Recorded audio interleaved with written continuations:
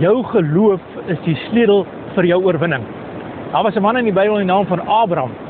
En Abraham was maar net 'n gewone mens en sy ma en sy familie en almal het ander afgode gedien en al daai dinge gedoen. Maar Abraham het besluit om die Here te vertrou. Abraham het in sy generasie besluit, hy gaan 'n verskil maak vir die Here, sodat die Here vir hom kan deurbreek op die regte tyd.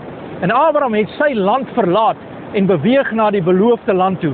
En ek wil vandag vir jou sê, saam met jou wil ek 'n besluit neem, om my gewoontes, my besluite, my dinge te doen, nie te baseer op wat vorige generasies en mense van hierdie wêreld dalk besluit nie. Ek wil vandag my ou wêreld verlaat. Ek wil die ou dinge verlaat en ek wil vashou aan die nuwe dinge. Die Bybel sê, as jy in die Here Jesus Christus is jy 'n nuwe skepsel.